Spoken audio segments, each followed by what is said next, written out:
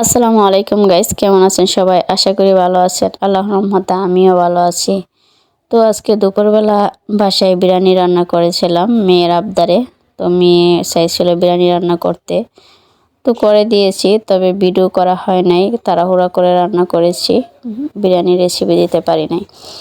তো দুপুরে আমরা খাওয়া দাওয়া করে একটু ঘুমিয়ে নিয়েছি। তারপরে মেয়ে বলতেছে একটু বাহিরে যাব, অনেক দিন ধরে বাহিরে যাই না।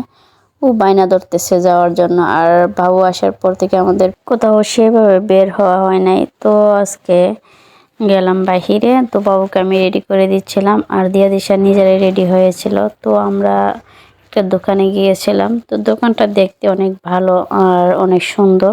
তো বাচ্চাদেরকে নিয়ে গিয়েছে, তো ওরা অনেক খুশি। তো আমরা ফুচকা অর্ডার দিয়ে দোকানটা একটু ঘুরে ঘুরে দেখছিলাম। এটা নতুন হয়েছে এখানে আমাদের বাসার সামনে। তো বাসার মালিক আবার ওর বাবার পরিচিত। তো উনি বলে ভাবিকে বাচ্চাদেরকে নিয়ে যায়। তো তারপর আমরা ওই দোকানে গিয়েছিলাম। তো দোকানে যেয়ে দেখি তেমন কোনো মানুষ নেই। তারপরেতে ফুচকা অর্ডার করে আমরা অপেক্ষা করতেছিলাম, আর আমার ছেলে এদিকে টেবিলে বসে খেলা শুরু করে দিয়েছে। আর ও যেখানে যায় ওর মন মতন হাসি দিয়ে সবটা জায়গা আনন্দ ভরিয়ে রাখে।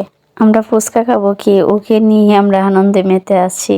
তো ফুচকা না খাই, তো ও আনন্দ করে আসছে, জায়গাটা খেলে আসছে। ও বার হওয়ার জন্য অনেকটা চটপট করে। আর ঘুমতে উঠে ও বলবে হাঁটি হাঁটি।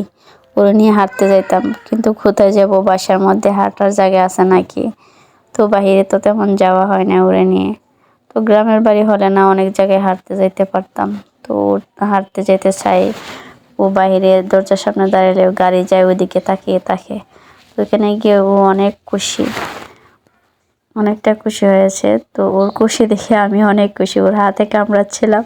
ওর দুষ্টু মিষ্টি হাসি দেখে দোকানে সবাই হাসছিল যে ও কি সুন্দর হাসতেছে, খেলতেছে, মনে হয় ও আগে এসে গেছে এই জায়গায়, এমন একটা ভাব করছে। তো অনেকক্ষণ অপেক্ষার পর আমাদের ফুচকা চলে আসছিল। তো ফুচকা আসছে দেখে তো আমরা অনেক খুশি। তো ফুচকা দেখতে তো সুন্দর, খেয়ে দেখি কেমন হয়। তো ফুচকা খেয়ে দিয়ে তারপর আমরা একটু বাহিরে যাব। বাহিরটা একটু খুব সুন্দর করে সাজানো দোকানের, এই যে।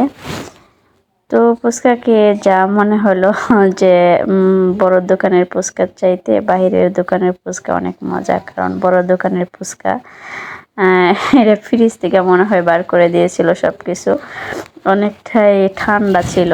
তো তো যাই হোক, তারপর দিয়া দিশা একটু ঘুরে দেখলো জায়গাটা। তারপর এখানে অনেক সুন্দর করে সাজানো ছিল বাহিরটা, ওই জায়গাটা দেখছিল। তারপরে আবার একটু ফটোশুট করে নিয়েছিল।